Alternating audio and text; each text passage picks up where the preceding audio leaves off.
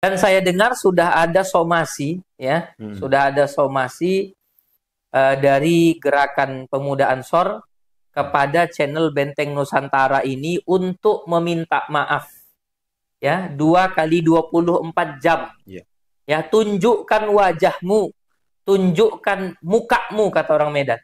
Saya buktikan dan mudah-mudahan tetap istiqomah. Ketika saya tidak sepakat dengan saudara Sugi Nur misalnya, ya kan? Saya tidak sepakat dengan saudara Sugi Nur, saya dengar yang bersangkutan ada di Medan, saya datang, ketika dipersilahkan untuk bertanya, saya bertanya.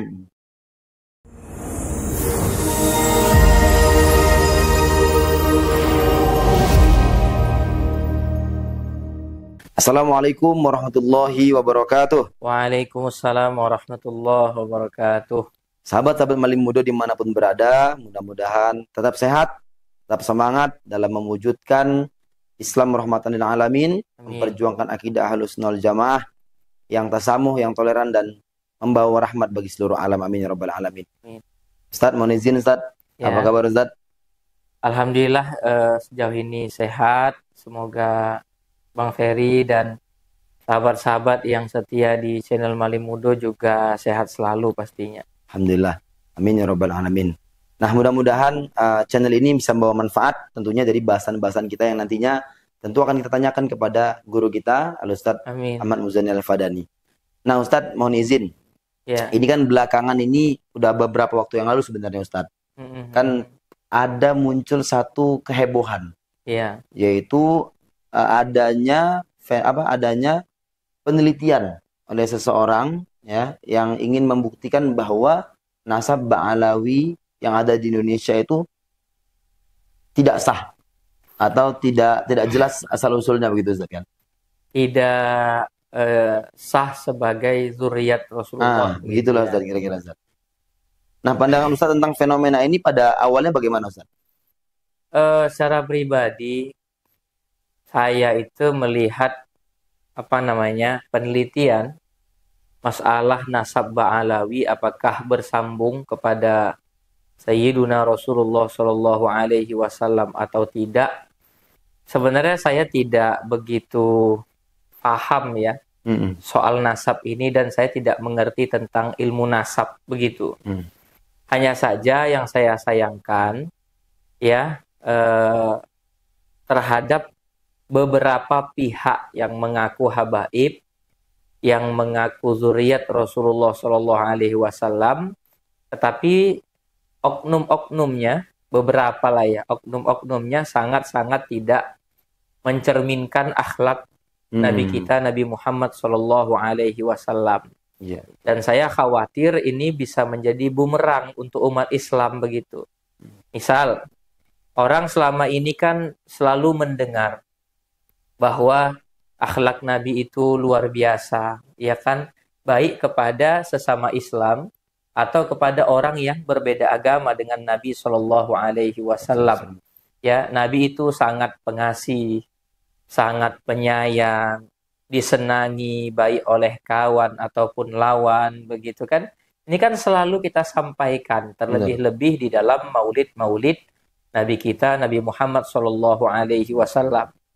Jadi dengan adanya tingkah-tingkah yang tidak baik, akhlak-akhlak yang tidak baik yang dimunculkan oleh oknum-oknum yang mengaku bahwa mereka ini adalah keturunan Nabi Shallallahu Alaihi Wasallam, memang perlu, menurut saya, memang perlu. Yuk sama-sama dibuktikan. Kalau Anda yang selama ini senang mencaci maki di atas panggung, misalnya kan, bertingkah kasar, memukuli orang, atau menceritakan cerita-cerita khurafat begitu, dan Anda mengaku bahwa Anda ini adalah cucu Nabi Muhammad SAW. Di dalam diri kami mengalir darah Nabi Muhammad SAW, gitu kan? Kami Nabi Muhammad itu adalah kakek kami, bukan kakek kamu, kan begitu? Selalu bahasa-bahasa seperti ini. Yuk silahkan saja dibuktikan. Kan begitu. Supaya nama daripada baginda Rasulullah Shallallahu Alaihi Wasallam tidak tercoreng dengan akhlak yang tidak baik ini. Ya, yang membawa nama Nabi iya. tadi Ustaz ya. Kita bukan menafikan secara mutlak tentang ketidakadaannya zuriat atau keturunan baginda Nabi Shallallahu Alaihi Wasallam. Kita meyakini bahwa ada keturunan Nabi Muhammad Shallallahu Alaihi Wasallam. Tetapi sebagai orang yang menjadi keturunan Nabi Shallallahu Alaihi Wasallam, kita yakin akhlaknya baik, tutur katanya baik, ya kan? Kalau orang memiliki akhlak yang baik, tutur kata yang baik, harusnya dia punya sikap tawadu, punya sikap rendah hati, ya kan? Nah, nggak sembarangan kalau nanti aku mengaku sebagai keturunan Nabi SAW, kalau nanti orang menganggap akhlak tidak baik, aduh, yang tercoreng adalah nama Nabi Muhammad SAW. Nah, ini harus kita pikirkan begitu ya. Nah, ini harus kita pikirkan. Itu kalau saya sih mendukung dari sisi apa yang saya gambarkan tadi begitu. Oh, betul Ustaz. Tapi cukup menarik sih Ustaz, karena memang ya ini mohon maaf, bukan bermaksud menyudutkan, tapi memang kita lihat banyak kejadian, banyak oknum-oknum yang seperti tadi Ustaz ya. Iya. Sehingga menimbulkan polemik di tengah masyarakat. Tapi gini Ustaz, daripada polemik ini sebenarnya ada dua kubu sih Ustaz ya. Iya. Kalau yang kita perhatikan itu kan. Apalagi semenjak munculnya permasalahan penelitian ilmiah ini. Iya. Cenderung ada dua kelompok nih Ustaz. Yang memang sebenarnya mungkin kelompok ketiga yang biasa-biasa aja nih kan. Iya. Tapi ada dua kelompok yang luar biasa nih. Timbul fanatisme buta kayaknya Ustaz. Yang satu memang karena mungkin rasa cinta atau fanatisme buta tadi menganggap bahwa setiap orang yang menolak atau setiap orang yang mendukung atau condong ke arah penelitian ini dianggap tidak menghargai Ahlul Bait. Yeah. Atau sebagian lagi yang kelompok kedua karena melihat tadi mungkin sebagian contoh Ahlul Bait yang mengaku Ahlul Bait tadi seperti itu menganggap bahwa nggak ada itu Ahlul Bait itu gitu. Jadi sikap ini sebenarnya menurut Ustaz bagaimana cara kita mungkin menengahinya Ustaz? Karena yang kita lihat yang saling mencaci maki ini pun sesama anak bangsa kita ini. Iya, iya. Khususnya di Nahdlatul Ulama perbedaan itu biasa. Antara satu kiai dengan kiai yang lain itu sering terjadi perbedaan. Tetapi perbedaan itu tidak dijadikan alat agar kita bermusuhan antara satu dengan yang lainnya. Jadi kalau kita berbeda, kemudian perbedaan ini kita bawa ke arah yang lebih jauh, permusuhan, caci maki, begitu ya. Iya. Nah, ini nggak benar. Betul. Ini menurut saya nggak benar, begitu. Kenapa? Ini tadi karena adanya fanatisme buta. Jadi ada kelompok yang mendukung habaib, begitu ya. Ya silahkan dukung habaib dengan akhlak yang mulia, dengan akhlak yang baik.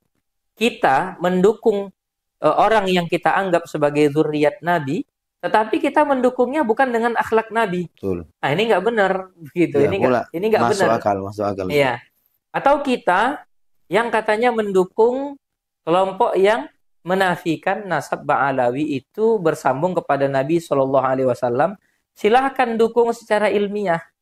Jangan karena kita tidak bisa berlaku ilmiah, terus yang keluar kalimat-kalimat yang tidak baik, kalimat-kalimat yang kotor. Betul. Karena begini, di awal saya melihat kelompok-kelompok yang menafikan nasab daripada Ba'alawi ini karena memang seperti apa yang saya katakan tadi. Karena mereka melihat akhlak dari oknum-oknum Ba'alawi itu ada yang sangat jauh daripada Nabi Muhammad SAW. Ya kan? Ada yang memaki, ada yang memukuli, dan lain sebagainya. Nah, kita yang melawan itu, kenapa juga bersikap seperti itu? Iya pula. Begitu. Jadi, betul. harusnya kan, jangan lawan cacian dengan cacian. Jangan lawan pukulan dengan pukulan. Itulah akhlak. Jawablah cacian dengan senyuman, begitu. Jawablah pukulan dengan kasih sayang. Nah, itulah akhlaknya Nabi Muhammad Sallallahu Alaihi Wasallam.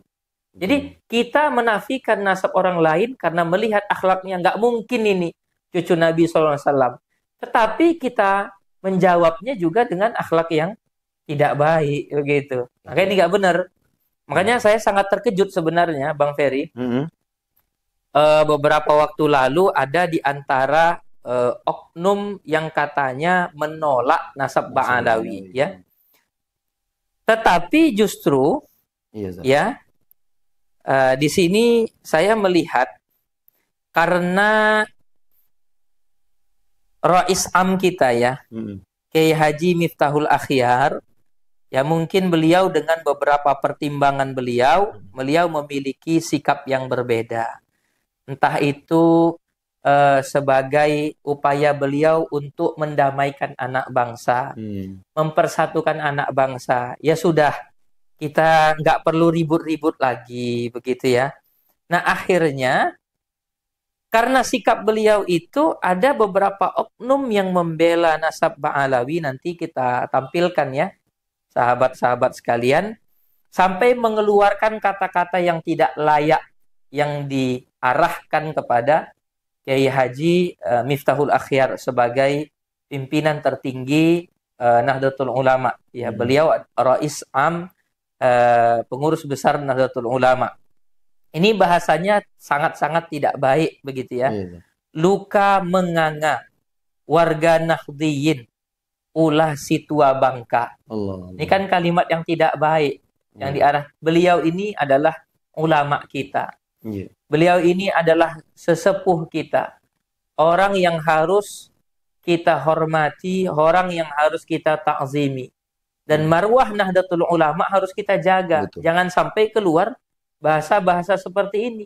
Terlebih-lebih dari orang yang setiap hari mengaku bahwa dia ini adalah warga Nahdlatul Ulama. Kan begitu. Ironis sekali. Sangat ironis sekali.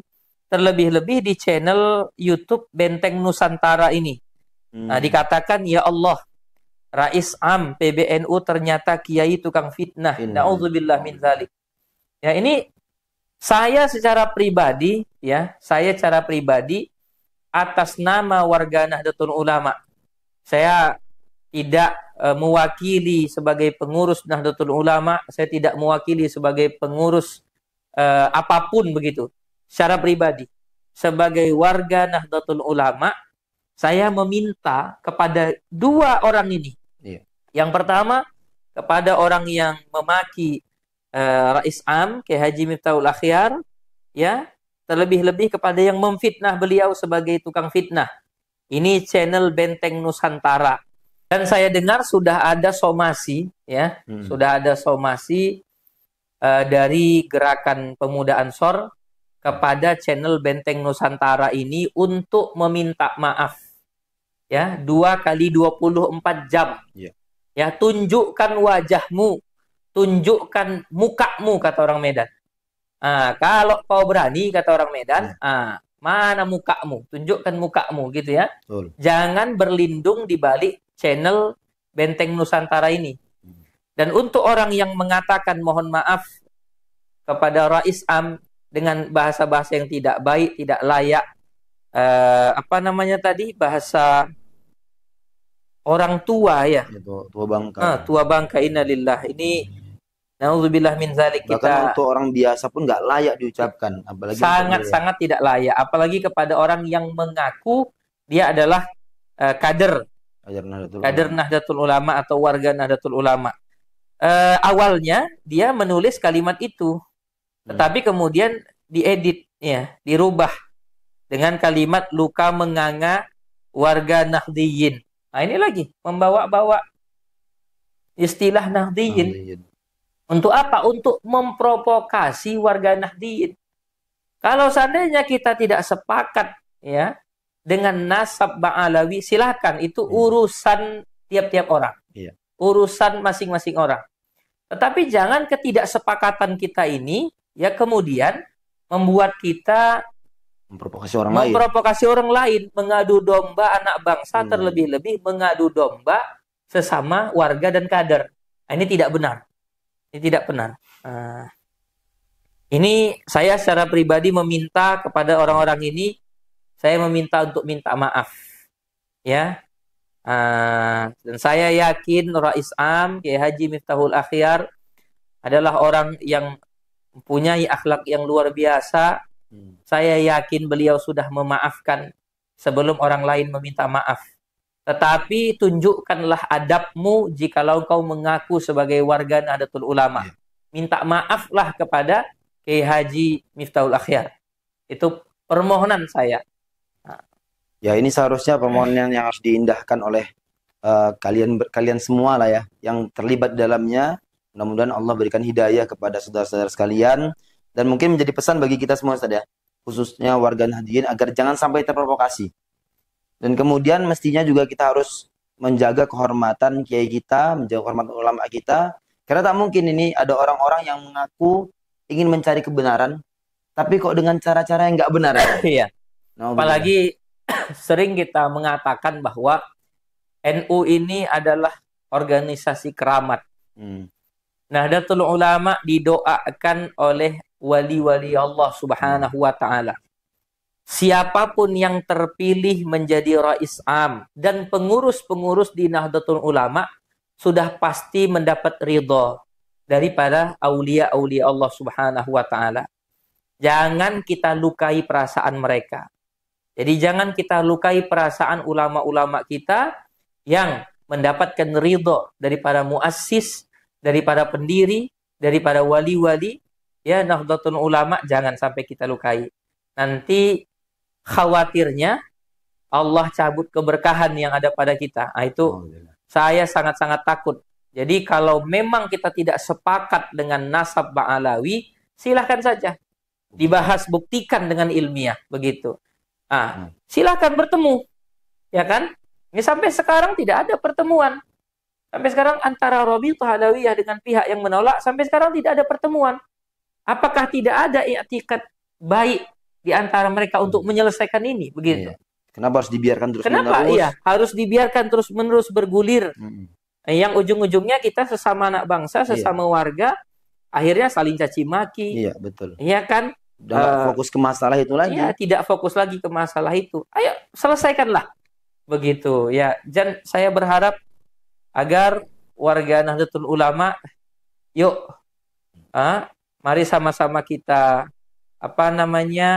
berargumen dengan baik, dengan bijak, ya, dengan lemah lembut, ya, wajadilhum billati hiya ahsan. Ya, kalau berdebat saja, tetapi dengan cara yang paling baik. Benar. Ya, terima kasih Ustadz atas pesan-pesan untuk kita semua.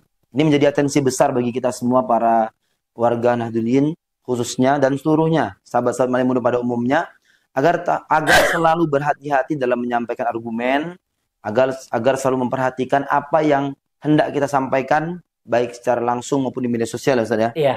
Dan satu hal yang pasti, jangan sampai kita beralasan untuk mencari kebenaran tapi kita melakukan dengan hal-hal yang tidak benar, dengan cara-cara yang tidak benar. Dan ini sudah saya buktikan, dan mudah-mudahan tetap istiqomah. Ketika saya tidak sepakat dengan saudara Sugi Nur misalnya, ya kan?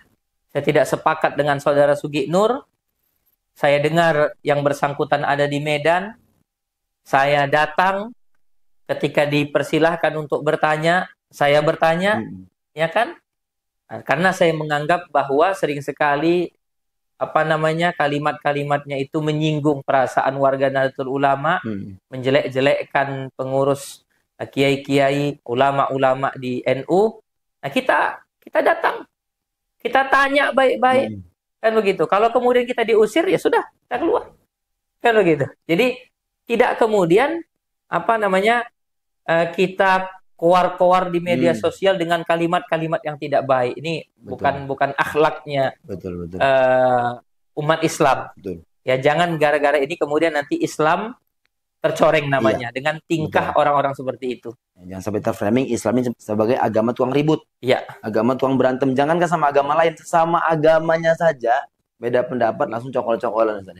Ya, mudah-mudahan ini menjadi pesan bagi kita semua agar kembali lagi yuk ke akhlak umat Islam yang sebenarnya, yang cinta damai, yang suka dengan, yang saling menjaga persatuan dan kesatuan, apalagi sesama anak bangsa, sesama umat Islam. Mudah-mudahan daripada apa yang disampaikan oleh guru kita ada manfaatnya. Terima kasih atas segala perhatian dari saudara-saudara sekalian. Kami mohon untuk mendukung terus channel ini, jangan lupa like, komen, dan subscribe, serta share kepada kerabat-kerabat seluruhnya. Terima kasih. Kami akhiri. Wallahu muwaffiq ila aqwamit thoriq. Wassalamualaikum warahmatullahi wabarakatuh. Waalaikumsalam warahmatullahi wabarakatuh.